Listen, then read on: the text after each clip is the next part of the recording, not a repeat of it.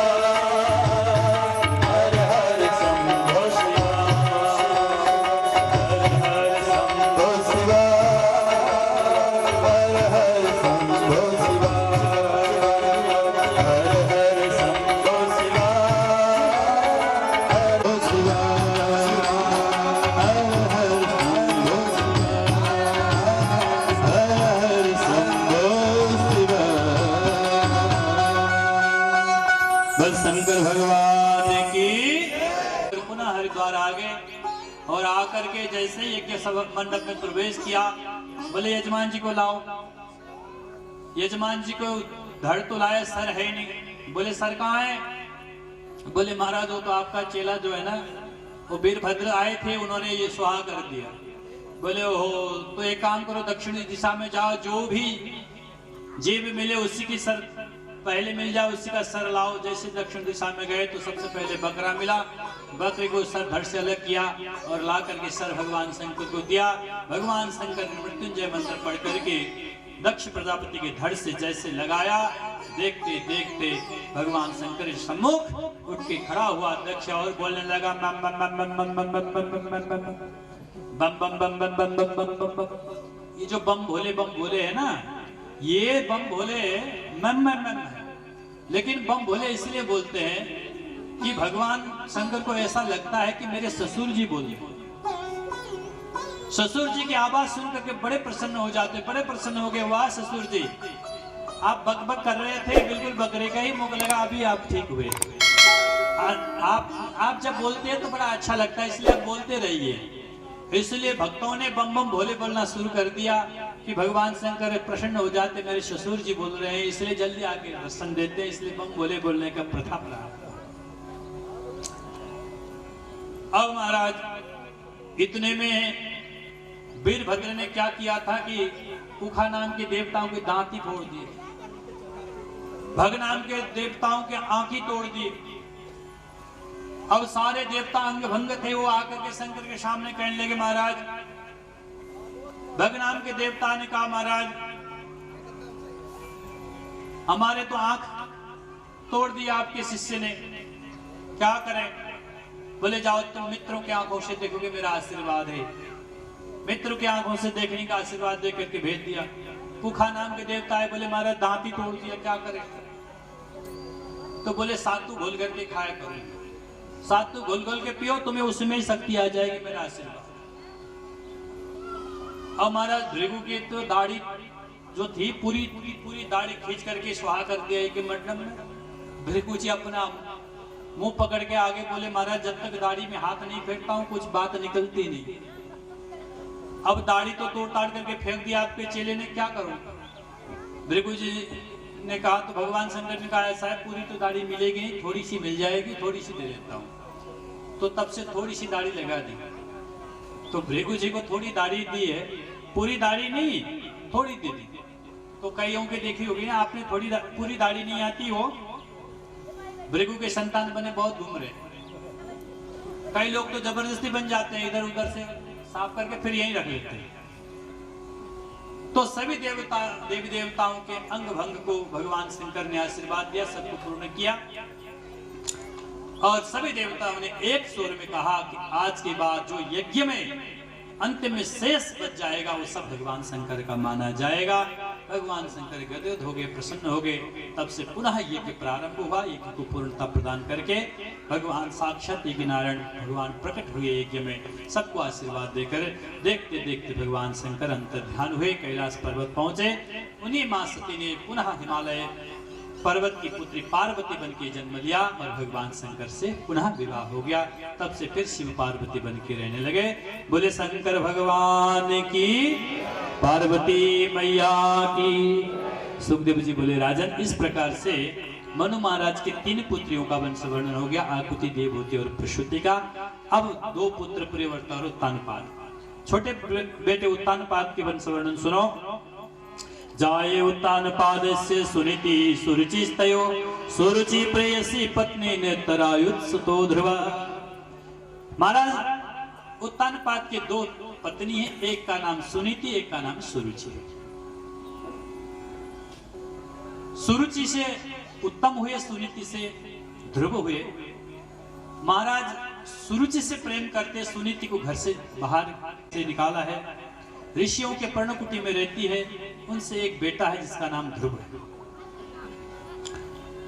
ये उत्तानपाद और कोई नहीं, ये जीव ही उत्तानपाद है। इस जीव के भी 2 पत्नी, एक मन एक बुद्धि। जब मन की सुनता है, जब मनमाना आचरण करता है तो उसको बड़ा अच्छा लगता है, उत्तम लगता है, लेकिन उसका परिणाम बड़ा भयानक है। सामने तो अच्छा लगता है लेकिन बाद में उसका परिणाम बड़ा भयानक है। और जो बुद्धि है, बुद्धि बार बार रोकती है कि ये जो मन कह रहा है वो मत करो, क्योंकि मन कभी न कभी तुम्हें डुबो देगा। बुद्धि उसको सजग कर देती है। जीव को बुद्धि सजग करती है, नहीं नहीं ये अधर्म है, ये पाप कर्म है, ऐसा नहीं करना चाहिए। बुद्धि रोकती है, लेकिन मन कहती है अरे कर लो, कोई बात नहीं, चल जाएगा, वो देख लेंगे जो बाद में होगा। कि बुद्धि कहती है, मन कहता है कि इतने नौकरी करते हैं, इतने में से तो घर बार चलेगा नहीं। मन कहता है कि कुछ और करना पड़ेगा, इधर से उधर से जहां से मिल जाए ले लो। लेकिन बुद्धि टोकती है, नहीं नहीं ऐसा करना पाप है, जो हमें गवर्नमेंट ने दिया है वही सही सही वही लेना चाहिए। अगर हमने घूस ले लिया तो कल के दिन में कभी भी विपत्ति खड़ी हो सकती है। बुद्धि सजग कर देती, लेकिन मन जो है अरे कोई बात नहीं, देखा जाएगा, जो होगा देख लेंगे। तो मन के अगर सुनेंगे तो कल के दिन में परिणाम भयंकर भी हो सकता है। तो यही स्थिति यहाँ महाराज उत्तानपाद की है। महाराज सुनीति के कम सुनते हैं, सुरुचि के ज्यादा सुनते हैं। एक दिन की बात, सुनीति नंदन ध्रुव अन्य ऋषि कुमारों के साथ खेलते खेलते दरबार पहुंचे। दरबार में सबका बड़ा सम्मान हुआ, सभी ऋषि कुमारों का। उत्तानपाद ने जाकर के सुनीति नंदन ध्रुव को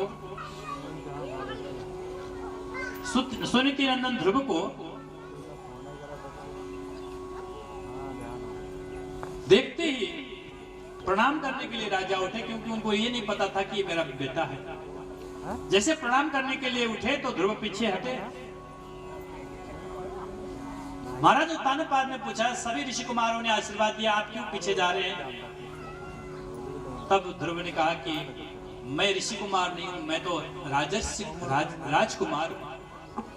अभी अभी पता चला कि मैं आपका ही बेटा हूं और मेरी माँ का नाम सुनीति है। इतना सुनते ही गदगद हुए उत्तानपाद, क्योंकि प्रेम तो करते थे लेकिन सुनीति से डरते थे। तुरंत उस बच्चे को लेके गोदी में बैठाया, बैठा कर प्रेम से लाड दुलार करने लगे। दूर से सुरुचि ने देखा कि ये मेरे पुत्र के बगल में बराबर में दूसरा कौन आ गया। अगर मैंने समय में जाकर के उसको नीचे नहीं उतारा तो कल के दिन में मेरे बेटे के लिए ये कांटा बन जाएगा, इसलिए मुझे अभी करके वो काम कर देना चाहिए। भागी भागी गई और ध्रुव को राजा की गोद से नीचे उतारा। जैसे ही नीचे उतारा तो ध्रुव ने कहा कि माँ, अगर मेरा भाई उत्तम मेरे पिता के गोद में बैठ सकता तो मैं क्यों नहीं बैठ सकता?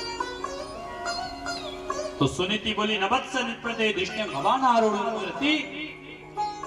तुम पिता की गोद में इसलिए नहीं बैठ सकते कि तुमने उस अभागिन मां सुनीति के गर्भ से जन्म लिया है। पिता की गोद में बैठ से जन्म लेना हो। अगर तुम चाहते हो तो बोले माँ, अगर मैं इस गद्दी में बैठना चाहूं तो मुझे क्या करना होगा? बोले जाओ, तपस्या आराध्य पुरुषम तस्यैवानुग्रहेण मे गर्भे त्वं साधयात्मानं यदीक्षसि निपाशनः। जब तपस्या करोगे भगवान प्रसन्न हो जाएंगे तो उनसे वरदान मांगना कि मेरा अगला जन्म सुनीति मां के गर्भ से हो। जब मेरे गर्भ से जन्म लोगे तब तुम्हें इस पिता की गोदी और पिता के राज सिंहासन का अधिकार मिलेगा, उससे पहले नहीं मिलने वाला। इतना सुना तो 5 वर्ष के ध्रुव के मन में बड़ा वेदना हुआ, बड़ा पीड़ा हुआ। सुई की तरह चुभ गई बात। अभी हम सब के मध्य में श्री विनोद सिंह जी पूर्व जिला पंचायत सदस्य पधारे हैं। आपका द्विवेदी परिवार की ओर से और व्यासपीठ की ओर से बहुत बहुत स्वागत, अभिनंदन, वंदन है। उसी प्रकार से घनश्याम चौरसिया प्रमुख प्रतिनिधि अमेठी से पधारे हैं। आपका भी द्विवेदी परिवार की ओर से और व्यासपीठ की ओर से आपका भी बहुत बहुत स्वागत, अभिनंदन, वंदन है। ध्रुव तो कुछ बता नहीं पाए, लेकिन ऋषि कुमारों ने बता दिया कि आज क्या घटना घटी। ये सुनते ही सुनीति को अच्छा नहीं लगा। सुनीति ने सोचा, अरे ठीक है, सुनीति से मेरे से द्वेष है, इस बालक से क्या राग द्वेष है, उसको ऐसा नहीं करना चाहिए था। तो बेटा को समझाया, बेटा मां मंगलम तात परे सुमस्था भंतो जनो यद पर दुःखतास्ता सत्यम सुरुच्याभितम भवान में यद दुर्भगाया उदरे गृहीत। बेटा तुम्हारा मंगल हो, कल्याण। सुनीति ने सत्य ही तो कहा है, सुरुचि ने जो कुछ कहा अच्छा ही कहा। बेटा तूने मुझ अभागिन मां के गर्भ से जन्म लिया, बिल्कुल सही है, लेकिन देखो हर किसी में अच्छाई और बुराई होती है। जिससे अच्छाई मिले वो अच्छाई ले लेनी चाहिए। मैंने पूछा, माँ वो भगवान कहाँ रहता है? माँ ने कहा, बेटा वो कहाँ नहीं रहता, वो तो कण कण में व्याप्त है, कण कण में विराजमान, व्यष्टि व्याप्त होते सकलम जगत इति विष्णु, उसका नाम ही विष्णु है, वो तो कण कण में व्यापक है। तो बोले माँ क्यों नहीं दिखाई देता? अगर व्यापक है तो दिखाई देना चाहिए। तो माँ ने कहा, बेटा दूध में घी है? बोले हाँ है। दिखाई देता? बोले नहीं। दिखाई कब देगा? जब उसको दही बनाओगे, दही को बिलोगे, जब उस घी को माखन को गर्म करोगे तब घी दिखाई देगा। तो बेटा ऐसे जगत में जगदीश्वर व्याप्त है, लेकिन प्रेम से, साधना से, भक्ति से उसको प्रकट किया जाता है, तब से उसको प्रकट किया जाता है। इसलिए बेटा इस जगत में जगदीश्वर है। माँ अगर तू कहती है तो मैं भगवान की प्राप्ति करके ही लौटूंगा। माँ को प्रणाम किया। 5 वर्ष के बालक ध्रुव भगवान प्राप्ति के लिए निकल पड़े। घनघोर जंगलों को पार करते करते मधुबन के निकट पहुंचे हैं। उधर नारद जी को पता चला कि अहो तेज क्षत्रियाणाम मान भंगम, धन्य है क्षत्रियों का तेज। थोड़ी सी भी अपमान सहन नहीं कर पाया और इतना बड़ा लक्ष्य लेकर घर से निकला है, प्रणाम करनी चाहिए। जाकर के ध्रुव को कहा, अरे बेटा ध्रुव, बेटा ध्रुव। आवाज लगा, पीछे मुड़ के देखा कि कोई आवाज लगा रहा। जाकर के देखा तो नारद जी थे। नारद जी को प्रणाम किया, गुरुदेव मुझे कोई ऐसा उपाय बताइए जल्दी भगवान की प्राप्ति हो। नारद जी ने कहा, देख बेटा घर में छोटी मोटी खटपट होती रहती है, अगर छोटी मोटी खटपट को देख करके एकदम घर से भाग जाना ये उचित नहीं है। नारद जी ने देखा कि इसका वैराग्य ठीक ठाक है कि नहीं है, इसके वैराग्य तो जरा टटोल लो, ये भगवान की प्राप्ति के लिए जा रहा है, इसकी वैराग्य दृढ़ है कि नहीं है, कहीं शमशान वैराग्य तो नहीं, बरगट वैराग्य तो नहीं है। शमशान वैराग्य क्या है? शमशान में जिस दिन जाते हैं उस दिन बड़ा ऐसा लगता है, अरे राम राम कुछ नहीं रखा दुनिया में, कल तक मेरे से बात कर रहा था, आज देखो इतने समय में चला भी गया, कुछ नहीं रखा दुनिया में। और जैसे घर में आ जाता सब जो है भूल भाल करके पुनः उन्हीं धंधों में लग जाते हैं। वो उसको बोलते हैं शमशान वैराग्य, थोड़ी देर के लिए वैराग्य। और मरघट वैराग्य भी होता है, चंचल बंदरों की तरह जो है चंचल वैराग्य, कि घर में बच्चों की स्थिति को देख करके बड़ा मन में बुरा लगा, अरे देखो इनके लिए तो हमने सब कुछ किया, लेकिन यही हमारे लिए कुछ सुनते नहीं है। महाराज उठ करके चल गए, स्टेशन तक पहुंचे नहीं थे और छोटे नन्हे से जो है नन्हे मुन्ने बच्चों के नाती पोतों की याद आ गई। घर में भाई खटपट चल बाबा के मठ पर, लेकिन स्टेशन पहुंचे नहीं, छोटे पप्पू की याद आ गई। अरे वो छोटा सा बच्चा, छोटा सा पोता मेरे साथ ही सोता, मेरे साथ ही खाता, मैं जाऊंगा तो उसका क्या होगा? अरे घर में घर है, 10 बर्तन आपस में खटकते रहते, चलो कोई बात नहीं, फिर देख लेंगे, फिर अब कैंसिल कर लेंगे, अगली बार सोचेंगे। ऐसा करके भाग करके फिर घर आ गए। तो वैराग्य कहीं चंचल तो नहीं है, स्थिरता कितनी है वो देख लेनी चाहिए। नारद जी ने स्थिरता टटोली, बोले बेटा भगवान इतनी जल्दी मिलते नहीं है, बुढ़ा जब उम्र पूरे हो जाते हैं, दाल बाटी सफेद हो जाते हैं, तब जाकर के भगवान की कहीं एक झलक मिले तो वही बहुत बड़ी बात है। ये 5 वर्ष के अवस्था में तुम्हें बाघ भालू चीता खा जाएंगे, इसलिए बेटा लौट जाओ। देखो गुणाधिकान मुकुंद अनुकोष गुणाधमान मैत्री समान विक्षित नतापयते। बेटा अपने से अधिक गुण वाले पे ताकत है। बहुत सुंदर मंत्र है, द्वादशाक्षरी मंत्र है। जाओ इस मंत्र को जाकर के मधुबन में जाकर के इस मंत्र का जाप करो। द्वादशाक्षरी मंत्र प्रदान किया, ओम नमो भगवते वासुदेवाय, ओम नमो भगवते वासुदेवाय। इस मंत्र को प्राप्त करके गुरुदेव को प्रणाम किया है, वहां से सीधा मधुबन की ओर चल पड़े हैं। ध्रुव ने जाकर के उस मंत्र का आराधना प्रारंभ किया। एक दिन खा लिया और 3 दिन तक कुछ खाते नहीं है, उस मंत्र का जाप करते हैं पहले महीने में। ओम नमो भगवते वासुदेव, नमो भगवते वासुदेवाय, ओम नमो भगवते वासुदेवाय, ओम नमो भगवते वासुदेवाय, वासुदेवाय भज वासुदेवाय भज नंदनाय, ओम नमो भगवते वासुदेवाय, ओम नमो भगवते वासुदेवाय। दूसरा महीना प्रारंभ हुआ, 3 दिन में खाना बंद कर दिया, 6 दिन में खाते, वो भी फल अपने आप जो टूट जाता है, उस फल को खाते और 6 दिन तक इस मंत्र का जाप करते। 2 महीना पूरा हुआ, तीसरा महीना प्रारंभ हुआ, अब 6 दिन में खाना बंद कर दिया, 9 दिन में खाते, वो भी पेड़ों के पत्ते खाने लगे, फल त्याग दिया, उन पत्तों को खाते हैं और मंत्र का जाप करते हैं। ओम नमो भगवते वासुदेवाय, ओम नमो भगवते वासुदेवाय, वासुदेवाय भज कृष्ण चंद्राय, वासुदेवाय भज कृष्ण चंद्राय, ओम नमो भगवते वासुदेवाय, ओम नमो भगवते वासुदेवाय। चौथा महीना प्रारंभ हुआ, अब जो पत्ते अपने आप गिर जाते उस पत्तों को खाते हैं और 12 दिन में एक दिन खाते मंत्र का जाप करते हैं। चौथा महीना पूरा हुआ, 5वां महीना प्रारंभ हुआ, अब महाराज वो भी खाना बंद कर दिया, केवल वायु पी करके रहते हैं और मंत्र का जाप करते हैं। और जाप करते करते करते करते महाराज जब 5वें महीने के अंतिम अवस्था में पहुंचे तो ऐसा प्राणायाम चढ़ाया, मंत्र जाप करते करते अपने प्राणों को ब्रह्म रंध्र में ले गए और वहां ले जाकर के स्तंभित कर दिया। चारों ओर सारे ब्रह्मांड के प्राण वायु रुक गई, देवताओं में हाहाकार मचा, त्राहिमाम त्राहिमाम त्राहिमाम, किसी ने हमारे प्राण बाधा उपस्थित कर दिया, हम सांस नहीं ले पा रहे, संसार ही रुक गई। देवता भागे भागे भगवान के पास पहुंचे, नहीं वो विदामो भगवान प्राण रोधा, प्रभु हम जानते नहीं है कि किसी ने हमारे प्राण को अवरोध कर दिया, प्राण रोक दिया, सारे चराचर निखिल जगत स्तंभित हो चुका है, हे भगवान क्या हो गया समझ में नहीं आ रहा, हम आपकी शरण में शरणागत हैं। तो भगवान बोले, अरे देवताओं चिंता न करो, अभी अभी मेरा भक्त ध्रुव ने ऐसा प्राणायाम चढ़ाया है, मेरे में ऐसा लीन हो गया है, उसने संसार के प्राण वायु को रोक दिया है। जब तक मैं जाकर के उसको तपस्या से विरत नहीं करूंगा तो तुम्हारे प्राण वायु नहीं चलने वाले, चिंता न करो, मैं अभी तुम्हें इस प्राण बाधा से मुक्त करता हूँ। देखते देखते भगवान गरुड़ारूढ़ हुए और सीधा मधुबन में ध्रुव के सामने भगवान प्रकट हुए। भगवान ने कहा, ध्रुव मैं प्रकट हो गया हूँ, आंख खोलो। लेकिन ध्रुव आंख नहीं खोली।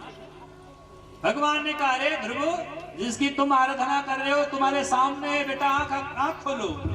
लेकिन ध्रुव तो अंदर के बाकी झांके में इतने रम गए हैं, बाहर आंख ही नहीं खोलते।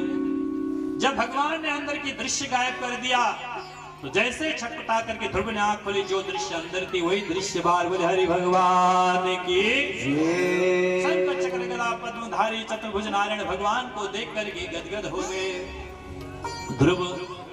ध्रुव ने सोचा सचमुच भगवान प्रकट ही हो गए। अब ध्रुव लेटते हैं, उठते हैं, प्रणाम करते हैं, फिर खड़े हो जाते, फिर प्रणाम करते, फिर खड़े हो जाते हैं। माँ से बहुत कुछ तो पूछ लिया था, लेकिन भगवान की प्राप्ति के बाद क्या करना वो नहीं पूछा था। अब करूं क्या, समझ में नहीं आ रहा। कुछ बोलना चाहते हैं लेकिन पढ़े लिखे नहीं है, अंदर से भाव स्फुटित होना चाहता है लेकिन शब्द नहीं है। तो भगवान समझ गए, लगता है कुछ बोलना चाहता है। तो भगवान ने अपने दिव्य शंख कपोल से स्पर्श कर दिया। तो कपोल से स्पर्श होते ही महाराज सारा वेद वेदांत ध्रुव को कंठस्थ हो गए। अब ध्रुव ने बोलना प्रारंभ किया। योऽन्त प्रविश्य मम वाचिमिमां प्रसुप्तां सञ्जीवयत्यखिल शक्तिधर स्वधाम्ना अन्यसहस्रचरण श्रवण त्वगादीन् प्राणान् नमो भगवते पुरुषाय तुभ्यं। हे प्रभु आपको नमस्कार है। मेरी जो वाणी सोई हुई थी वो आपने अभी अभी अंदर जाकर के जागृत कर दी। प्रभु मेरे शरीर में चलने की शक्ति है, मेरे हाथों में उठाने की जो शक्ति है, कानों में श्रवण की जो शक्ति है, नाक में सूंघने की शक्ति है, संपूर्ण शरीर में जो क्रिया करने की जो शक्ति है वो सब आपकी दी हुई है। अगर आपने उस शक्ति को खींच लिया तो जीव लाख कोशिश करे तो कुछ नहीं हो सकता। अगर भगवान ने देखने की शक्ति को खींच लिया तो कितने चश्मा पहन लो कुछ नहीं होने वाला। अगर चलने की शक्ति खींच ली तो घुटने कितने बदल लो ठीक नहीं होगा। तो भगवान अगर शक्तियों को खींच लिया अपने हमारे शरीर के तो हम लाख प्रयास करें कुछ नहीं कर सकते। ये सब भगवान के दिया हुआ है। अन्यास्त चरण श्रवण त्वगादीन् प्राणान् नमो भगवते पुरुषाय तुभ्यं। हे परम पुरुष नारायण मैं आपको बार बार प्रणाम करता हूँ, प्रणति निवेदन करता हूँ। दिव्य 12 श्लोकों से ध्रुव ने स्तुति करी है। भगवान प्रसन्न हो गए, बोले बेटा वरदान मांगो क्या चाहिए। तो ध्रुव ने कहा भगवान पहले तो बहुत कुछ मांगने की इच्छा थी लेकिन जब से आपको देखा हो अब सब भूल गया हूँ, बस कुछ मांगने की इच्छा नहीं रही, बस केवल आपको दर्शन करने की इच्छा रह गई है। भगवान ने कहा बेटा कोई बात नहीं, जाओ मैंने तुम्हारे लिए ध्रुवलोक का निर्माण किया है। वो स्वर्ग से भी सबसे ऊपर, स्वर्ग के भी ऊपरी भाग में रहेगा और वहीं रह करके तुम ध्रुवलोक में बैठ करके आज के बाद वह लोक तुम्हारे नाम से जाना जाएगा। बेटा तुमने जो तपस्या किया ऐसा तपस्या आज तक मेरे किसी भक्त ने नहीं किया इस उम्र में, इसलिए मैं तुमसे बहुत प्रसन्न हूँ। जाओ मेरा आशीर्वाद है 36 वर्ष तक तुम इस पृथ्वी का पालन करोगे और उसके बाद तुम्हें ध्रुवलोक की प्राप्ति होगी। मेरा आशीर्वाद है। भगवान आशीर्वाद देकर के अंतर ध्यान हुए। ध्रुव को ऐसा लगा कि देवताओं ने मेरी बुद्धि पलट दी है। महाराज भगवान को स्मरण करते हुए ध्रुव गदगद कंठ से चित्त में प्रसन्नता लेकर के घर की ओर लौटने लगे। और महाराज घर में पता चला कि ध्रुव भगवान को प्राप्ति करके लौट रहे हैं तो माता पिता सब भाई बंधु ध्रुव को लेने के लिए जंगल की ओर जाने लगे। गाजा बाजा लेकर के खूब धूमधाम से ध्रुव की स्वागत करने के लिए आगे बढ़े। बोले सबसे आगे सुरुचि जा रही थी। ध्रुव ने भी देखा तो आए, ध्रुव ने भी आकर के सबसे पहले सुरुचि को ही प्रणाम किया। बोले माँ तू ही मेरी असली गुरु है, अगर तू उस दिन वो वचन न बोलती तो मैं आज भगवान की प्राप्ति नहीं कर सकता। मेरे असली गुरु तू है। सुरुचि को प्रणाम किया, फिर सुनीति को, फिर अपने पिताजी को प्रणाम किया। कल तक जिस ध्रुव से माँ सुरुचि इतनी नाराज थी, आज जगत के जगदीश्वर को रिझा लिया ध्रुव ने तो सारा जगत रिझ गया। अगर एक एक को अलग अलग को रिझाते तो अलग अलग को रिझाने में बहुत समय लगता, इसलिए एक जगदीश्वर को ध्रुव को देकर के स्वयं भजन करने जंगल को चले गए। अब ध्रुव प्रजा का पालन करते हैं। पालन करते करते बहुत दिन हो गया। इधर ध्रुव का भाई जो उत्तम था, उत्तम एक दिन शिकार खेलने जंगल को गया तो वहीं पर यक्षों ने घेर करके उत्तम को मार दिया। ये बात ध्रुव को पता चला तो ध्रुव ने हजारों यक्ष का संहार किया। मनु महाराज ने आकर के ध्रुव को समझाया, तब जाकर के उन्होंने यक्षों का संहार बंद किया। कहा बेटा, जिसको भगवान की प्राप्ति हो जाए वो उसको इस प्रकार से हिंसा करना उचित नहीं है। तुम्हारे भाई को एक यक्ष ने मारा, तुमने हजारों यक्ष को मार दिया, ये कहाँ तक की न्याय है? इसलिए ऐसा न करो। तुम तो भगवान के भक्त हो, तुम तो परमात्मा के उस अनन्य कृपा के पात्र हो, आपको ऐसा करना उचित नहीं है। ब्रह्मा जी के मनु महाराज के समझाने पर हिंसा बंद किया और पृथ्वी का पालन करने लगे। पालन करते करते हमारा 36,000 वर्ष पूरा हुआ। 36,000 वर्ष पूरा होने के जिस दिन हो रहा था, उस दिन ध्रुव ने अपने स्नान ध्यान संध्या वंदन करके भगवान के पूजन के लिए बैठे हुए थे। इतने में आकाश से विमान आ गया ध्रुव को लेने के लिए। ध्रुव को लेने के लिए जब विमान आया, विमान को आते हुए ध्रुव ने देखा तो भगत पार्षदों ने प्रणाम किया और ध्रुव को कहा, ध्रुव, हम आपको ध्रुवलोक के लिए लेने आए हैं, अब आपका समय पूरा हुआ, आप चलिए।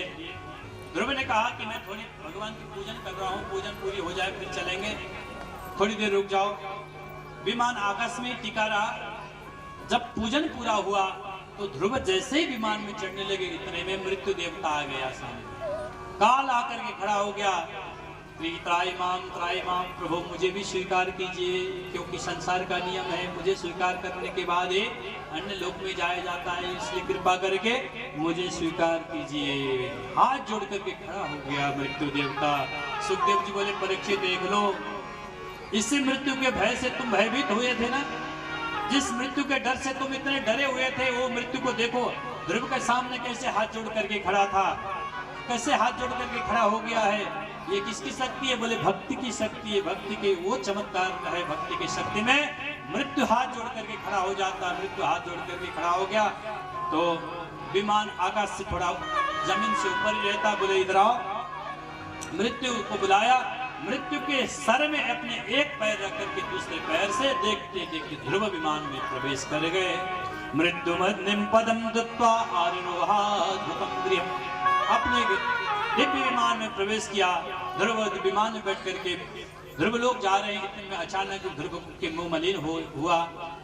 तो भगवत पार्षदों ने पूछा, ध्रुव आप ध्रुव लोग जा रहे हैं, देव लोग जा रहे हैं, भगवान के धाम को जा रहे हैं, आपके मुखमंडल अचानक से क्या हो गया, क्यों आप मलिन हो गए? बोले जिस माँ सुनीति ने मुझे जन्म दिया वो माँ को तो मैं छोड़ के आ गया, ऐसे ध्रुव लोग को क्या करूंगा जिस लोक में मेरी माँ नहीं होगी। इतना सुनते भगवत पार्षदों ने कहा, ऊपर की ओर देखो किसका विमान जा रहा है। जैसे ऊपर की ओर देखा ध्रुव ने तो माँ सुनीति थी। माँ सुनीति ने कहा, बेटा तेरे से पहले मैं जा रही हूँ, जिस माँ ने तेरे जैसे बेटे को जन्म दिया हो माँ पीछे कैसे रह सकती। ध्रुव गदगद हो गए। भगत पार्षदों ने कहा, ध्रुव जिस कुल में आपके जैसे भगवान का भक्त जन्म लेता है उसका तो 21 पीढ़ी तर जाती है। एक पीढ़ी की आप बात कर रहे हो, 10 पीढ़ी आगे की 10 पीढ़ी आने वाली पीछे की पीढ़ी तर जाती है। इसलिए ध्रुव देखते देखते भगवत धाम को चले गए। ध्रुव के पुत्र उत्कल और वत्सर हुए। उत्कल तो पहले से ही थोड़ा सा वैराग्य स्वभाव के थे, तो वो पहले से भगवान को भजन करने चले गए। वत्सर को राज्य दिया। वत्सर ने बहुत दिन तक राज्य का संचालन किया। उन्हीं के वंश में आगे चल करके महाराज अंग हुए। अंग के पुत्र महाराज बेन हुआ, जो बड़ा दुष्ट था, बड़ा पापी था, अधर्मी था, किसको यज्ञ नहीं करने देता था। ब्राह्मण को कहता अगर करना है तो मेरे नाम का करो, ओम वैनाय नमः स्वाहा, क्योंकि राजा के शरीर में सारे देवी देवताओं का निवास होता है, तुमको जो कुछ करना है हमारे नाम का करो। ऋषियों ने समझाने का प्रयास किया लेकिन समझा नहीं, न पाए नहीं। देखते देखते एक जोड़ा प्रकट हो गया जो साक्षात लक्ष्मी और नारायण के रूप में थे और प्रजाओं ने स्तुति की, हे भगवान आप तो साक्षात यज्ञ पुरुष है, यज्ञ नारायण है, आपके प्रकट होने से अब हमें कुछ मिलेगा। क्योंकि जब बेन ने राज्य किया तो पृथ्वी ने अपना जितना भी औषधीय तत्व था, जितना भी अनाज था अपने आप छिपा लिया था। तो पृथ्वी ने सारे अनाज और औषधियों का दोहन किया। दोहन करके प्रजाओं को सुखी किया। सारे पहाड़ों को एक तरफा किया, एक तरफ करके जो जगह प्लेन हुई, समतल हुआ, उसमें लोगों को बैठाने के लिए नगर की व्यवस्था की, शहर की व्यवस्था की और बहुत सुंदर व्यवस्था प्रजाओं को दिया। प्रजा बड़े खुश हुए। उसके बाद उन्होंने बड़े बड़े यज्ञ किए। यज्ञ के द्वारा यज्ञ नारायण की स्तुति की, आह्वान किया। साक्षात यज्ञ नारायण भगवान यज्ञ से प्रकट हुए तो पृथु गदगद हुए। पृथु से भगवान ने कहा कि मैं तुम्हारी इस आराधना से प्रसन्न हूँ, वरदान मांगो, क्या चाहिए? तब उन्होंने कहा महाराज मुझे कुछ और नहीं चाहिए, बस मुझे 1000 कान दीजिए। भगवान ने कहा 1000 कान क्या करोगे पृथु? 1000 कान शरीर में लगा दूंगा तो सारा शरीर देखने लायक नहीं रहेगा। 2 कान है, बिल्कुल ठीक जगह में है। बोले महाराज मुझे 2 कान में ही 1000 कानों की शक्ति दीजिए, ताकि जहाँ जहाँ भी आपकी कथा कीर्तन सत्संग हो रहे हैं वो सारे मुझे सुनाई दे। ऐसी कृपा कर दीजिए। न कामरे नाथ तदप्यहं क्वचिन न यत्र युष्मा चरणाम्बुजस्सवा महात्मान्तर हृदयान्मुखच्छतो विदत्स करणायुक्त में समे बला। भगवान ने दिव्य शक्ति प्रदान की तो गदगद हुए। देखते देखते भगवान अंतर ध्यान हुए। इन्हीं के पुत्र हुए विजिताश्व। विजिताश्व को राज्य देकर के भगवान इस नगर की सारी व्यवस्था करते हुए अपना लीला संवरण किया। इन्हीं के वंश में आगे चल करके महाराज प्राचीन वर्य हुए, जो बड़े कर्मकांड करते थे। कर्मकांड करके बड़े खुश होते थे। कर्मकांड में पशुओं की बलि देते थे। एक दिन नारद जी ने आकर के समझाया कि राजन, इस प्रकार से यज्ञ में पशुओं का बलि देना उचित नहीं है। प्राचीन वर्य ने कहा महाराज मैं क्या करूं, शास्त्र में लिखा हुआ है कि यज्ञ पशु आलभेत, यज्ञ में पशुओं की बलि कर देनी चाहिए। तो महाराज मैं तो उसी बात का अनुसरण कर रहा हूँ, इसलिए मेरा क्या दोष है? तो नारद जी ने समझाया, अरे प्राचीन वर्य, अगर वेद भगवान कुछ कह रहे हैं तो वो निवृत्ति परक है, प्रवृत्ति परक नहीं है। वो छोड़ने के लिए पहले लोग बहुत हिंसा करते थे, बहुत पशुओं का बलि देते थे। तो उन हिंसा से बचाने के लिए कुछ लोगों को दीक्षित किया और कहा कि तुमको अमुक यज्ञ में अमुक पशु की बलि देने से इस लोक की प्राप्ति होती है। इस प्रकार से नियम बना दिया, ताकि अगर 10 दिन यज्ञ में दीक्षित हो जाए तो 9 दिन वो आत्म शुद्धता से, पवित्रता से रहेगा। तो 10वें दिन में एक दिन हिंसा करेगा तो बाकी के 9 दिन हिंसा से बच जाएगा। इस व्यवस्था के तहत यज्ञ में पशुओं की बलि देने की व्यवस्था किया था, लेकिन तुम समझे नहीं। देखो, वेद भगवान कुछ कहते हैं और हम उसके अर्थ को कुछ और समझते हैं। वास्तव में वेद ने जो कहा है निवृत्ति परक है, प्रवृत्ति परक नहीं है। जैसे वेद की वाणी बड़ी क्लिष्ट है, वो कहना कुछ चाहते, हम समझ कुछ जाते। एक ठाकुर साहब थे गांव में, वो गरम गरम माड़ पीते थे। चावल का माड़ गरम गरम निकल जाए तो पीते थे। रोज की तरह उस दिन भी माड़ निकला। घर में बहुत सारे मेहमान बैठे हुए थे। माँ ने माड़ निकाल के कटोरा में डाल दिया। बेटे से कहा, बेटा जाओ जाकर के पिताजी को कहो कि आकर के माड़ पी ले, नहीं तो ठंडा हो जाएगा। अब उस बेटे के ऊपर बड़ा धर्म संकट। अगर जाके पिताजी को कहता है तो माड़ पी लो, इतने लोगों के बीच में ठाकुर साहब की क्या इज्जत रह जाएगी। अगर नहीं कहता है तो माँ डांटेगी। लेकिन वो बेटा बड़ा बुद्धिमानी था।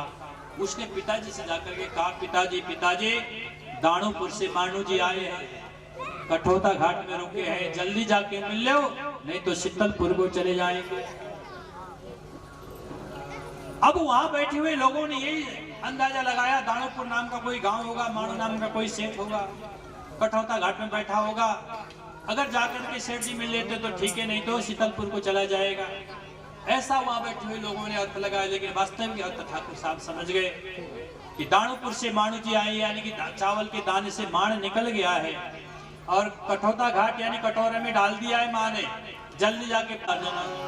जो संपूर्ण प्राणी के ऊपर दया करता है, परमात्मा के जो दिया हुआ उस पर संतोष करता है और संपूर्ण इंद्रियों के ऊपर अपना कंट्रोल करता है, उसके ऊपर भगवान बहुत शीघ्र प्रसन्न हो जाते हैं। 3 चीज बताए, क्या? संपूर्ण प्राणी मात्र में दया करो, परमात्मा ने जो कुछ दिया है उसमें संतुष्ट करो, और तीसरा अपने इंद्रियों पर लगाम लगाओ, बस में रखो। तो बोले ये 3 चीज जो कर लेता है उससे भगवान बहुत जल्द प्रसन्न हो जाते हैं। दिव्य मंत्र प्रदान किया, उपदेश दिया और प्रचेता वहां से फिर नारायण सरोवर में चले गए। पुत्र दक्ष को राज्य के प्रदान किया। इन्हीं पावन प्रश्नों के साथ साथ श्रीमद् भागवत के चतुर्थ स्कंद को विराम। आइए पंचम स्कंद में चलते हैं, जहां पर महाराज मनु के जो छोटे बेटे बड़े बेटे हैं प्रियव्रत, उनका वंश वर्णन किया है। प्रियव्रत पहले से थोड़ा सा वैराग्य स्वभाव की थे, तो नारद जी एक दिन आए। नारद जी ने अब बेला फुसला करके इनको जंगल ले गए, जो ये तपस्या करने लगे। एक दिन मनु जी महाराज के पास आए ब्रह्मा जी ने आकर के कहा कि सृष्टि का विस्तार कैसे चल रहा है। तो मनु जी ने कहा क्या बताऊं सृष्टि के विस्तार के। नारद जी ने आकर के पृथ्वी को बेला फुसला करके भजन करने जंगल ले गया। इतना सुनते ब्रह्मा जी ने जाकर के पृथ्वी को समझाया, बेटा जिसकी दृष्टि विषयों तक सीमित है उसके लिए घर भी जंगल भी घर के बराबर है, और जिसकी दृष्टि विषयों से हट गया है उसके लिए घर भी जंगल के बराबर है।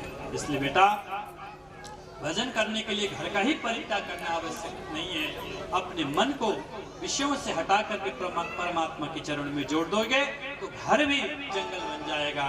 इसलिए आप इन दुराग्रह को छोड़ो और चल करके अपनी सृष्टि के विस्तार को साथ दो। और महाराज आए तो बड़े तपस्वी थे प्रियव्रत जी महाराज। प्रियव्रत जी ने विश्वकर्मा की पुत्री वैश्मती के साथ विवाह किया। उनसे महाराज 10 पुत्रों को जन्म दिया। आग्नेन्द्र, इद्मजिह्वा, यज्ञबाहु, महावीर, हिरण्यता, घृतपिश, शबन, मेधातिर, विद्योत्र, कवि। और इनमें जो 3 पुत्र थे कवि, महावीर और शबन, ये दूधरेता ब्रह्मचारी हुए। और दूसरी रानी से पुनः 3 पुत्र हुए, उत्तम, रेवत और तामस से मनवंतर के अधिपति बने। इन्होंने सोचा कि रात्रि को तो लोग सो जाते हैं, दिन में तो काम करते हैं, लेकिन रात्रि को सो जाते हैं, जिसके कारण से पृथ्वी का विस्तार कम हो रहा है, सृष्टि का विस्तार कम हो रहा है। मैं ऐसा दिव्य रथ का निर्माण करूंगा जो सूर्य के पीछे लगेगा और रात को भी दिन करेंगे। ऐसा सोच करके अपने तपोबल से एक दिव्यमान रथ तैयार किया और सूर्य के पीछे लगा। और हमारा 7 दिन 7 रात तक वो सूर्य के पीछे वो रथ चला। तो उसके रथ के पहिए से जो गड्ढे बने उससे 7 समुद्र बने। क्षारोद, इक्षुरोद, सुरोद, घृतोद, दुग्धोद, दधिमंडोद और शुद्धोद 7 समुद्र बने।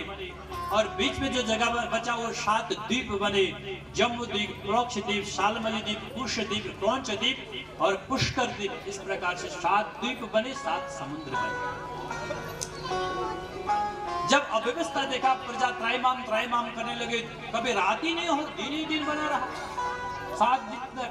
तो ब्रह्मा जी को पता चला। ब्रह्मा जी ने आकर के प्रियव्रत को समझाया, बेटा मैंने सृष्टि में अगर कोई चीज बनाई है वो आवश्यकता है उस चीज की।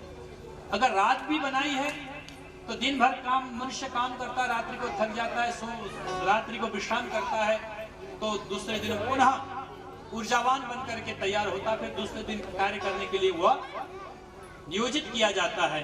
इसलिए बेटा जो भी सृष्टि में बनाया गया है वो कोई अनुपयुक्त नहीं है, सब उपयुक्त है, बस उसका प्रयोग करना आना चाहिए। अयोग्यो पुरुषो नास्ति प्रयोगास्तत्र दुर्लभा। वस्तुओं का प्रयोग किस प्रकार किया जाना चाहिए वो प्रयोग करने की बुद्धि के ऊपर निर्भर है। इसलिए सृष्टि में कोई भी वस्तु अनुपयोगी नहीं है। बड़ा समझाया प्रियव्रत मान गए। प्रियव्रत ने के सबसे बड़े पुत्र थे अग्निन्द्र। अग्निन्द्र के विवाह हुआ पूर्वचित्ती नाम की अप्सरा से। और फिर 7 द्वीप के अधिपति 7 पुत्रों को बना करके जम्बूद्वीप के अधिपति अपने पुत्र प्रियव्रत बनाया और स्वयं भजन करने जंगल चले गए। इन्हीं के वंश में आगे चल करके महाराज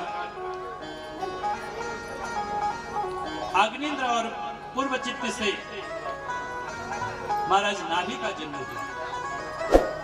नाभि का विवाह हुआ मेरु देवी के साथ, लेकिन कोई संतान नहीं हुआ तो पुत्रष्टि यज्ञ किया। पुत्रष्टि यज्ञ किया तो भगवान यज्ञनारायण प्रसन्न हो गए। यज्ञनारायण ने प्रकट होकर के दर्शन दिया तो यज्ञनारायण को देख करके नाभि इतने गदगद हो गए, कंठ अवरुद्ध हो गया, वाणी अवरुद्ध हो गया, बोल ही नहीं पाए। तो भगवान ने ब्राह्मणों से पूछा, भाई इन्होंने क्यों हमको बुलाया है, आप तो मेरे मुख हो, आप बताओ।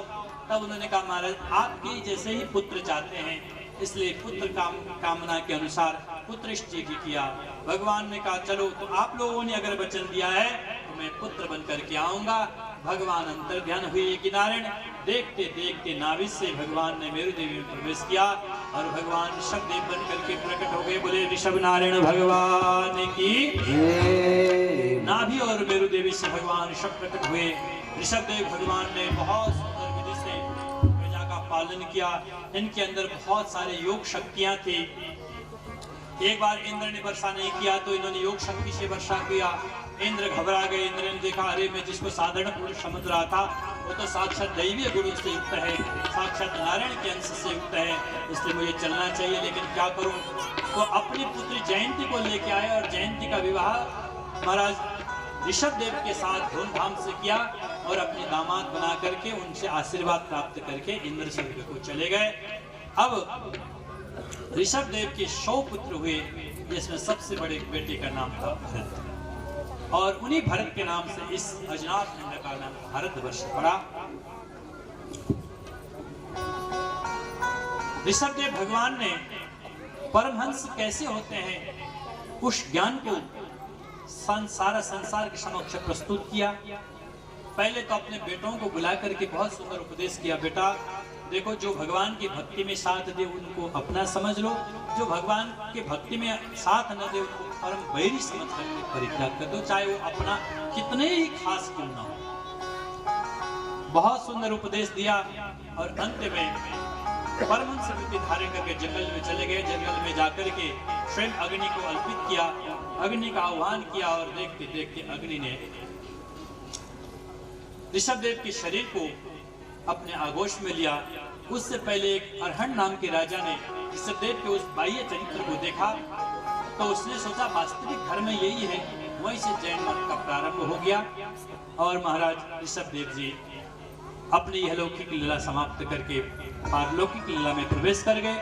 उनके पुत्र जो सबसे बड़े भरत थे, भरत महाराज बड़े विरक्त थे। बहुत समय तक पृथ्वी का पालन किया। बाद में अपने पुत्र सुमति को राज्यभार सौंप करके स्वयं भजन करने गंडकी नदी के किनारे चले गए, जहाँ शालिग्राम तीर्थ है जो भगवान मुक्तिनाथ के चरणों से बहती हुई आती है काली गंडकी। उसके तीर में बैठ करके भगवान की आराधना करने लगे। एक दिन की बात, आराधना करते करते क्या हुआ कि भरत जी भगवान सूर्य को अर्घ दे रहे थे। अर्घ देते देते एक गर्भवती मृगी पानी पीने आई। इतने में शेर ने दहाड़ मारा। शेर के दहाड़ सुन करके घबरा गई, उसने छलांग मारा। गर्भवती बालक गर्भ से बाहर आ गया, पानी में बहने लगा तो भरत के सामने आ गया। भरत जी ने देखा क्या करूं, इतना छोटा बच्चा है, अगर बहने देता हूं तो मुझे पाप लगेगा। भरत ने उठा करके अपने कुटिया में ले आए और महाराज आग की सेकाई करी। धीरे धीरे वो सेवा किया तो बालक चलने फिरने लगा।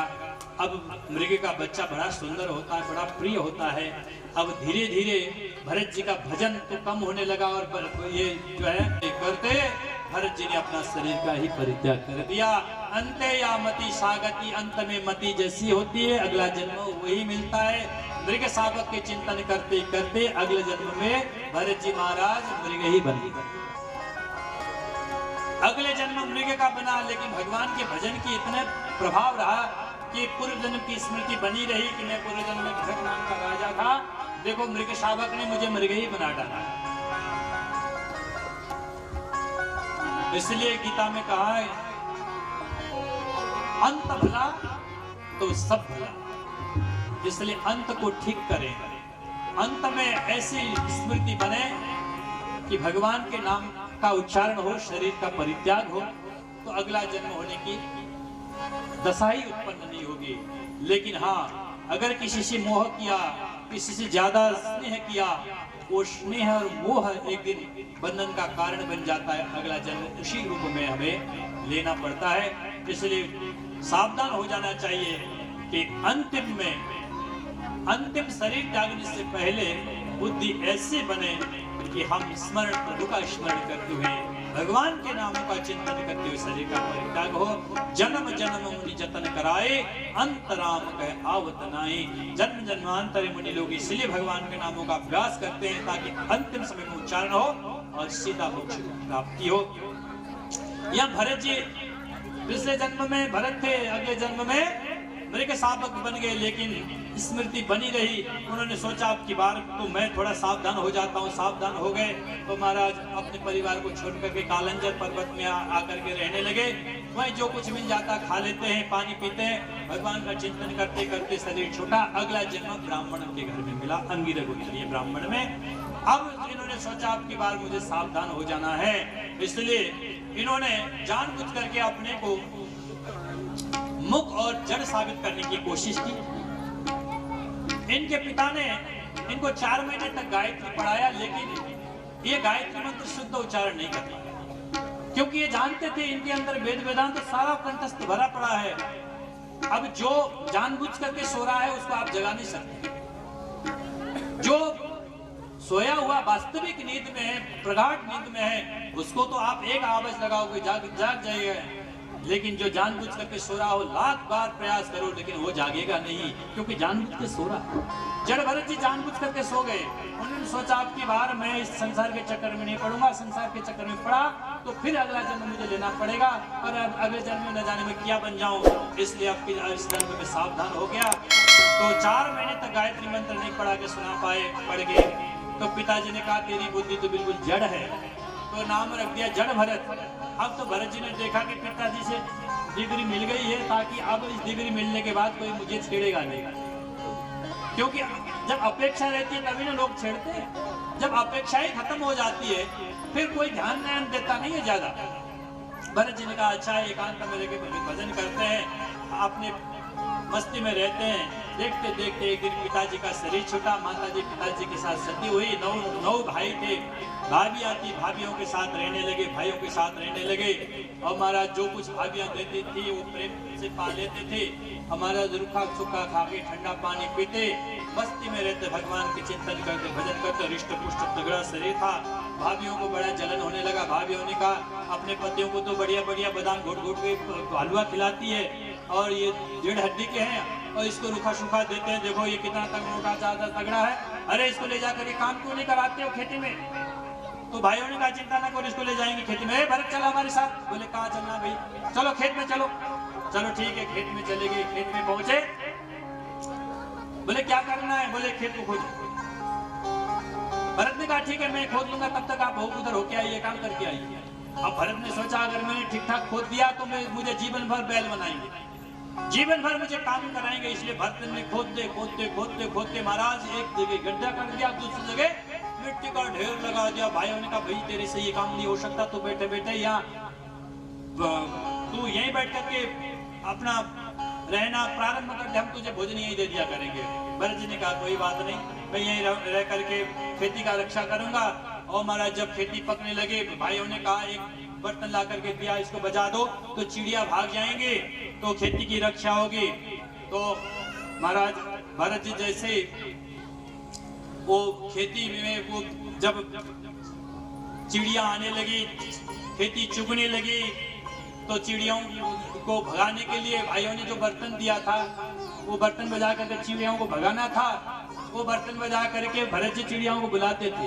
बोले राम जी की चिड़िया राम जी के खेत, खाओ रे चिड़िया भर भर पेट। राम जी की चिड़िया राम जी के खेत, खाओ रे चिड़िया भर भर पेट। उल्टे चिड़ियाओं को बुलाने लगे। भाइयों ने एक दिन कान लगा के सुना क्या कहता है, तो भाइयों को बड़ा क्रोध आया। अरे दुष्ट, तुझे जो है बचाने के लिए कहा, एक संहार करने के लिए थोड़ी कहा, तेरे से ये काम भी नहीं हो सकता, भैया तू चुपचाप बैठ जा। अब भरत जी महाराज चुपचाप बैठे, खेती की रक्षा करना भी बंद कर दिया। जो कुछ मिल जाता है रूखा सूखा खा लेते हैं। और एक दिन जो है एक दुष्टों का जो सरदार था उसने भद्रकाली मैया से प्रार्थना किया, माँ अगर मुझे बेटा हो जाए तो मैं नरबलि चढ़ाऊंगा। उसको सचमुच बेटा हो गया तो उसने कहा जाओ किसी मनुष्य को ढूंढ के लाओ। और मनुष्य को ढूंढने आए तो इधर भरत जी मिले। इनको विरासन से उठा के ले गए, ले जाकर खूब नहलाया धुलाया, खूब बढ़िया बढ़िया खिलाया। खिलाने के बाद कहा बाबा चलो। कहाँ? बोले मंदिर में। अच्छा मंदिर भी है, प्रणाम करना है? बोले प्रणाम करो। तो पीछे से तलवार लिए हुए खड़े थे। बोले ये तलवार किस लिए? बोले तुम्हें सेवा ऐसी थोड़ी की, तुम्हारी बलि होनी है। बोले ओहो मेरी बलि होनी है, ठीक है अगर मैंने ये सेवा स्वीकार किया है तो मैं वो सेवा भी स्वीकार करने को तैयार हूँ, मुझे कोई आपत्ति नहीं है। भैया एक बार माँ को प्रणाम करने दो। माँ को प्रणाम किया, भद्रकाली मैया से प्रार्थना किया, माँ अगर तेरी संसारी माँ के भी गोद में अपने शरीर में ताकत रहते रहते बालक को आंच भी नहीं आने देती। तू तो जगत की जननी है, जगत की माँ है। तेरे गोदी में मुझे कुछ हो जाए तो तेरा गोद कलंकित होगा। माँ तुझे जो कुछ करना है मैं तेरे चरण में प्रणाम। माँ के चरण में प्रणाम किया। माँ से रहा नहीं गया। महाराज देखते देखते वो मूर्ति में ऐसा आवाज होने लगा, सहसा चचाटो शिव देवी भद्रकाली। देखते देखते मूर्ति विलीन हुआ, भद्रकाली प्रकट हो गई। बोले भद्रकाली मैया प्रकट हो गई। मैया प्रकट होने पे मैया ने देखा कि जितने दुष्ट थे हाथों से तलवार के सारे दुष्ट किया अलग करके उनके सर को कुंडला करने लगे। जड़भरत ने देखा कि बहुत देर से तलवार आना तलवार नहीं आया। उनके देखा तो दृश्य बदला हुआ था। आज मुझे बचाया है, पूरा जीवन तेरे चरण में समर्पित। माँ को प्रणाम करके भरत जी आगे बढ़े। सिंधु सौवीं देश का राजा रावगढ़ सत्संग करने के लिए कपिलाश्रम में जाता था। भरत जी को देखा तो भरत जी से ज्ञान प्राप्त किया। भरत जी के उस अद्भुत ज्ञान की प्राप्ति किया है। अब राजा ने कभी ज्ञान से सुनाएंगे। आगे चल करके महाराज भरतवंशी राजा का गया महाराज का वर्णन है, भवाब्दी का वर्णन किया है। जम्बूद्वीप के जो खंड है, अजनाब खंड, केतुमाल, भद्रा, सुकुरु, इन खंडों की स्थितियों के बारे में बतलाया। शिशुमार चक्र के बारे में बतलाया। गंगावतरण इलावृत क्षेत्र में भगवान शंकर के क्षेत्र में केवल एक पुरुष है, बाकी सब महिलाएं हैं। क्योंकि भगवान शंकर के द्वारा स्थापित क्षेत्र है, उसी क्षेत्र से भगवती माँ गंगा प्रवाहित होकर के आती है और संसार की कल्याण करती है। आगे चल करके महाराज इनके उपास्य देवी देवताओं और उनके बारे में बतलाइए। और विशेष करके जो भारतवर्ष है ये वास्तव में जो है कर्म क्षेत्र भी है और भोग क्षेत्र भी है। यहाँ भोग भी भोगने की व्यवस्था है और साथ में दिव्य कर्म करके सीधा वैकुंठ के रिजर्वेशन करने के काउंटर भी है। ये इतना दिव्य भारत भूमि है। ओ अमेशाम किमकारी शोभनम प्रसन्न शाम सुदतम से हरे ये जन्म लब्धम शुभार काजरे मुकुंद सेवो पैकम प्रियायना। आकाश में देवता भी कहते हैं कि धन्य है ये पृथ्वीवासी, इन्होंने कौन सा ऐसा पुण्य किया कि इनको यहाँ धराधाम पे जन्म मिल गया। हमें भी ऐसा पुण्य करने का मौका मिले तो हम भी भारत भूमि में जन्म लेंगे और सीधा यहाँ आकर के दिव्य कर्म करके वैकुंठ के अधिकारी बन के सीधा वैकुंठ के रिजर्वेशन करके वैकुंठ जाएंगे। इस प्रकार से देवता भी मनुष्य धरती के मनुष्यों को देख करके मन ही मन विचलित होते हैं, हमें कब धरती पे जन्म लेने का अवसर मिले। ये इतना परम पवित्र क्षेत्र है। सूर्य की रथ की गति का वर्णन किया, शिशुमार चक्र का वर्णन किया। ध्रुवलोक जो सबसे पृथ्वी जो स्वर्ग से सबसे ऊंचे स्थान में है, वहीं रह करके ध्रुव जी महाराज ध्रुवलोक से अपना ध्रुवलोक के राज्यभार को भी संभालते हैं और साथ में स्वर्ग की स्थिति को भी देखते हैं। बोले महाराज इस धरती से नीचे 7 लोग के जो घर में आए हुए अतिथियों को भोजन कराए बिना सुलाता है, जो अतिथियों को बड़े बड़े आंखों से देखता है, उसको बलात् यमराज के दूत ले जाते हैं और नरक में। जो निरपराध पशुओं को मार करके खा जाते हैं, जो निरपराध पशुओं को कष्ट देते हैं, उनको भी यमराज के दूत ले जाकर के नरक में ही पटकते हैं और गरम गरम तेल में खौलती हुई तेल में डाल देते हैं और उस तेल में बड़ी पीड़ा होती, बड़ी भारी। वो निकलने का कोशिश करता है, यमदूत वहां बैठे हुए फिर उठा करके वही डालते हैं। वहां से जैसे तैसे बच के निकलता है। आगे महाराज तपता हुआ लोहा के प्लेट बिछे हुए, नीचे से आग जल रही है। वह जीव वहां से भागने की चेष्टा करता है, यमराज के दूत फिर पकड़ करके उसी में डाल देता है। वहां से जैसे तैसे बच के आगे निकलता है तो महाराज मल मूत्र से भरा हुआ समुद्र पड़ा हुआ, सागर पड़ा हुआ है, बड़ी बदबू आती है। वहां से जीव बच के निकलना चाहता है, यमराज दूत पकड़ के उठा के उसमें डालते हैं। बड़ा कष्ट सहता है, बड़ा पीड़ा सहता है।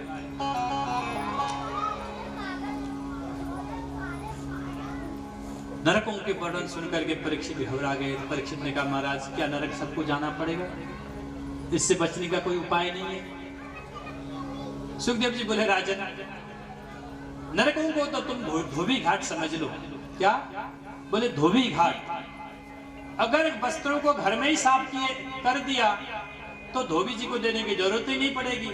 अगर वस्त्रों को घर में साफ नहीं किया तो खोल खोल के उतार उतार के रखते रहे, कपड़ों के ढेर लग गई, तो क्या करें, अंत में धोबी जी को देना पड़ेगा। धोबी जी खूब ले सरफ डाल करके, डंडा ले करके, मार पीट करके, साफ कर करके, बढ़िया धुलाई उलाई करके, इस्त्री प्रेस करके, फिर जो है घर में कपड़े लौटा देते। ऐसे ही जीव जब पाप कर्म तो करता है लेकिन प्रायश्चित नहीं करता है, तो क्या होता है, बाद में भगवान के जो यमराज जो बनाए हुए जो विभागीय अध्यक्ष है, वो अध्यक्ष जी अपने दूतों को भेजते हैं और उस जीव को ले जाकर के बलात् नरक में डालते हैं और नरक में उसके पापों के कर्म का फल भुगाते हैं। जब पूरा उसका फल भोग जाए, भुगतान हो जाए, उसके बाद फिर वहां से उस जीव को निकाल करके उसके कर्म के अनुसार उस योनियों में पुनः दोबारा से भेज देते हैं। परीक्षित, इस नरक को तो तुम धोबी घाट समझ लो। बोले गुरुदेव, तो क्या ऐसा कौन सा प्रायश्चित है जो नरक ना जाना पड़े? कोई ऐसा प्रायश्चित है? बोले हाँ, वो प्रायश्चित है। वो प्रायश्चित और कुछ नहीं, भगवान नाम संकीर्तन ही पापों का प्रक्षालन करने का प्रायश्चित है। भगवान नाम संकीर्तन करने से, भगवान के नामों का उच्चारण करने से बड़े से बड़े पाप भी धुल जाते हैं। बोले महाराज, ऐसा भी कहीं हुआ है कि एक नामों का उच्चारण किया और सारा पाप नष्ट हो गया, पाप धुल गया हो? बोले हाँ परीक्षित, श्रवण करो। कान्यकुब्ज नाम के स्थान में वर्तमान कन्नौज में एक अजामिल नाम का ब्राह्मण रहता था। बहुत धर्मात्मा था, बहुत उपासना करने वाला ब्राह्मण, सदाचारी ब्राह्मण। एक दिन समिधा बिनने जंगल में गया तो शूद्रों को वेश्या के साथ समागम करते हुए देखा तो मन विचलित हो गया। वो ब्राह्मण भी उसी वेश्याओं के साथ रहने लगा। अब वेश्या के साथ रहते रहते महाराज उसके 9 संतान हो गए। एक संतान गर्भ में था। अचानक ब्राह्मणों की टोली, संतों की टोली उसके घर में आई। रात्रि का समय, ब्राह्मणों ने कहा कि, संतों ने कहा कि अजामिल, हमें बैठने को स्थान मिल जाएगा, रात्रि विश्राम करना है, भोजन की व्यवस्था हो जाएगी। अजामिल तो क्योंकि संतों से द्वेष करने लगा था, अजामिल ने तो मना कर दिया। लेकिन अजामिल की पत्नी जो वेश्या थी, वेश्या को उसके माँ ने कहा था, बेटी सब कुछ करना जीवन में लेकिन संतों के अपमान नहीं करना। उन्होंने कहा, महाराज हम तो ऐसे जाति के लोग हैं, हम आपको बना के भोजन नहीं करा सकते, लेकिन रहने की व्यवस्था हमारे पास है। संतों ने कहा, कोई बात नहीं, हमको सूखा प्रसाद दे देना, हम स्वयं बनाएंगे, तुम भी पवाएंगे और हम भी पाएंगे, चिंता न करो। उनको प्रसाद की व्यवस्था करी, रात की सोने की व्यवस्था हुई।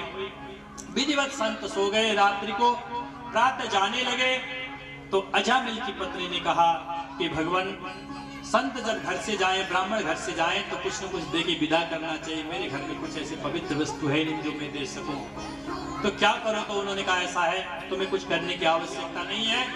बच्चे कितने हैं? बोले 9 बच्चे हैं, एक बेटा पेट में है। बोले अजन्मा बेटा, ये जो बच्चा जन्मेगा तो इसका नाम नारायण रख देना, ये हमारे लिए दक्षिणा होगी। अजन्मे बेटा का नाम नारायण रख करके संत महात्मा चल दिए। अब तो महाराज थोड़े दिनों के बाद उस बच्चे ने जन्म लिया। अजामिल बड़ा प्रेम करने लगा, स्नेह करने लगा। छोटा बेटा ने, बेटा नारायण इधर आओ, बेटा नारायण वहां जाओ, बेटा नारायण खाओ, बेटा नारायण करो, बेटा नारायण वो करो। करते करते करते इतने भजन होने लगा। एक दिन इसके कुकर्म के कारण ये मृत्यु शैया में पड़ा अजामिल, और महाराज वहां से यमदूत इसको लेने आ गए। जैसे यमदूत आए तो यमराज के जो काले काले उन दूतों को देख करके घबरा गया। बोला, बेटा नारायण बचाओ, बेटा नारायण बचाओ, बेटा नारायण बचाओ। अब बेटा नारायण तो आए नहीं, सचमुच नारायण के दूत प्रकट हो गए। बोले, नारायण भगवान की, नारायण का दूत प्रकट हो गया। सचमुच मैंने तो अपने बेटे का ही नाम उच्चारण किया था, ये तो नारायण के दूत आ गए। नारायण के दूत ने कहा, यमदूत वहां से साइड हटो, दूर हो जाओ। बोले, क्यों? अरे इस पापी को लेने हम यमराज के आदेश अनुसार आए हैं, इसने बहुत बड़ा पाप किया है, इसलिए हम लेके जाएंगे। नारायण दूतों ने कहा, तुम नहीं, अब हम लेके जाएंगे, क्योंकि इसने अपने स्वामी, हमारे स्वामी का नाम नारायण उच्चारण किया है। जो हमारे स्वामी के नाम का उच्चारण करता है मरते समय, उसको लेने हम आते हैं। अब हम आए, हम लेके जाएंगे। यमदूतों ने कहा, पागल और किसी को बनाना, इसने तुम्हारे स्वामी के नाम नहीं लिया, इसने तो अपने पुत्र का नाम का उच्चारण किया है। तो नारायण दूतों ने कहा, इसका पुत्र कितने साल का है? 4 साल का है। और हमारे स्वामी का नारायण कब से है? वो अनादि है हमारे स्वामी, इसलिए कोई भी नाम रख ले, कोई भी नाम का उच्चारण करे, लेकिन वो हमारे स्वामी का माना जाएगा। कोई चाहे भाव से ले, कुभाव से ले, आलस से मिले, संकेत मिले, हास मिले, परिहास मिले, गिरते समय ले, कैसे भी ले, हमारे स्वामी का नाम माना जाएगा। इसलिए हम लेने आए, तुम भागो यहाँ से। डंडा मार मार करके यमदूतों को जब भगाया तो सचमुच अजामिल को लगा कि मैंने लिया तो अपने बेटे का ही था, लेकिन आज भगवान ने मुझे बचा लिया। अगर सचमुच मैंने भगवान के नाम लिया होता तो मेरा जीवन कितना दिव्य हुआ होता। तुरंत महाराज वहां से गंगा द्वार में गए, हरिद्वार में जाकर के गंगा मैया के तट में बैठ करके भगवान के नामों का उच्चारण करते करते अजामिल ने अपना आत्म कल्याण कर लिया। इधर यमदूतों ने ले जाकर के पास पटक दिया यमराज के सामने, बोले नहीं करनी तुम्हारी नौकरी आज के बाद। बोले क्या हुआ? बोले तुम्हारे कहने, आपके कहने पर हम अजामिल को लेने गए, अब उसके सूक्ष्म शरीर को खींच रहे थे, इतने में उसने नारायण उच्चारण किया, तो एकदम से ले जाकर के यमराज ने इस नाम का उच्चारण मत करो। बोला महाराज क्या बात है? अरे तुमने देखा नहीं, ये नाम उच्चारण किया अजामिल ने तो उसके स्वामी जी के भगवान नारायण के दूत आ गए थे। इसलिए ये नाम बड़ा महत्वशाली है, बड़ा प्रभावशाली है। अगर तुमने 2-3 बार उच्चारण कर दिया तो पूरा नरक खाली हो जाएगा, हमारे काम धंधा चौपट हो जाएगा। इसलिए इस नाम को जरा धीरे से उच्चारण। बोले अच्छा महाराज इतना महिमाशाली है? बोले वो तो तुमने देख ही लिया। इस नाम की महिमा केवल हम 12 लोग जानते हैं, बड़ा महिमाशाली नाम है। इसलिए इस नाम की महिमा बहुत है। बोले महाराज क्या करें? एक काम करो, आप लिस्ट बना दो किस किस को लाना है, किस किस को नहीं लाना। हम तो बड़े कंफ्यूजन में हो जाएंगे, नहीं तो ऐसे पीटते रहेंगे तो गड़बड़ हो जाएगा। तब यमदूत ने, यमराज जी ने उनके लिए एक चिट्ठी बना दिया। बोले एक बुधा नोट करो कि किस किस को लाना है, किस किस को नहीं लाना है। जिह्वान भक्ति भगवद गुण नाम धेयम चेतस्न स्मृत चरणारविंदम कृष्णाय नोन्मति अक्षरे कदापि विष्णु कृत्यान। बोले जिसकी जीवा कभी भगवान के गुणानुवाद नहीं करते उसको पकड़ के लाओ। बोले जिसकी चित्त कभी भगवान की स्मरण नहीं करती उनको पकड़ के लाओ। बोले जिसका सर कभी भगवान के चरणों में नहीं झुकता उसको पकड़ के लाओ। जो अपने माता पिता के प्रति कभी सम्मान का भाव प्रकट नहीं करते, माता पिता के प्रति अपने आदर प्रस्तुत नहीं करते, माता पिता का सेवा नहीं करते, उनको भी पकड़ के लाओ। बाकी जो भगवान के भक्त दिख जाए उनको दूर से प्रणाम करना, स्वप्नों में भी उनके सामने मत आना। इस प्रकार से यमराज ने लिस्ट पकड़ा दी। अब यमदूत उसी लिस्ट के अनुसार ढूंढते हैं ये है कि नहीं है, इसके इसमें मिल रहे हैं कि नहीं मिल रहे हैं।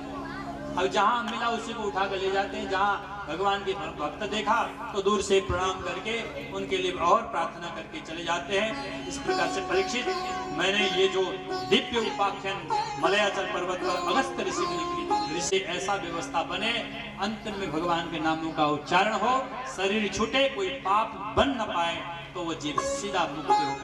जिंदगी छोड़ दी बंदगी के लिए। किसकी बंदगी? परमात्मा की। उसकी पूजा में, उसकी अर्चना में अपना पूरा जीवन लगा दिया उन्होंने। सांसारिक कार्यों से व्यक्ति ले ली। और एक हम लोग हैं, एक हम लोग हैं, आह क्या लोग हैं। एक वो लोग थे, वाह क्या लोग थे, जिंदगी छोड़ दी बंदगी के लिए परमात्मा की। एक हम लोग हैं, आह क्या लोग हैं, बंदगी छोड़ दी जिंदगी के लिए। हम अपनी व्यस्तता के कारण, अपनी जितने दबे होए कमल पंकते होए। कमल कहाँ होता? कीचड़ में। कमल पंकते होए काक बिष्ठाते पीपर। कमल पंकते होए, कमल जो होता है पीनू सिंह जी हमारा जी, हाँ ये घनश्याम चौरसिया जी हमारे जी जिला प्रमुख प्रतिनिधि हमें जी। कमल पंकते होए काक बिष्ठाते पीपर। कमल जो है वो कीचड़ में होता है और काक के विष्ठा से ही पीपल का पेड़ जमता है। मृगमद मृग की नाभ, मृगमद मृग की नाभ, मांस मेदा के भीतर मोती उपजे शीत, मोती उपजे शीत, शंख हड्डी ही होवे, कर्म पाए के मनुष्य असुचता अपनी होवे। आपके कैसे कर्म है उन्हीं से आपकी वो बनती है, भावना बनती है। गुणी गुणंते पूजा, जिनके अंदर जो गुण है उन्हीं गुणों की पूजा यहाँ होती है। जात पात की कोई बात नहीं, कथा में सब लोग आए। यही मेरा निवेदन है। प्रणाम सबको। बहुत बहुत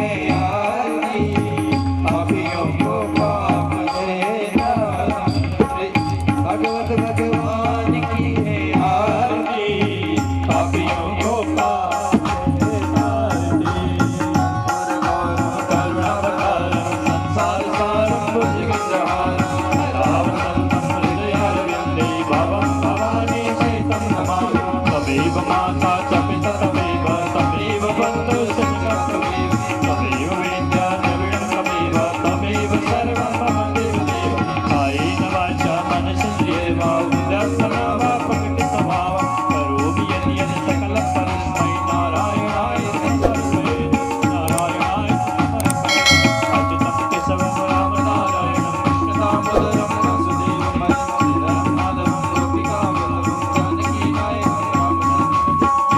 नायकम रामचंद्र भजे जानकी नायकम रामचंद्र भजे। धीमहि तन्नो दन्ति प्रचोदयात् कात्यायन्यै च विद्महे कन्याकुमार्यै च धीमहि तन्नो दुर्गे प्रचोदयात् नारायणाय विद्महे वासुदेवाय धीमहि तन्नो विष्णु प्रचोदयात् महालक्ष्मी च विद्महे विष्णुपत्न्यै च धीमहि लक्ष्मी प्रचोदयात् भागीरथ्यै च विद्महे जन्मपुत्र्यै च धीमहि तन्नो गंगे प्रचोदयात् तत्पुरुषाय विद्महे देवाय धीमहि तन्नो रुद्र प्रचोदयात् सेवन्तिका बकुलचं पटपाटलाब्जये पुन्नागजाति करवीरलशाल पुष्पै बिल्वा प्रवाल तुलसीदल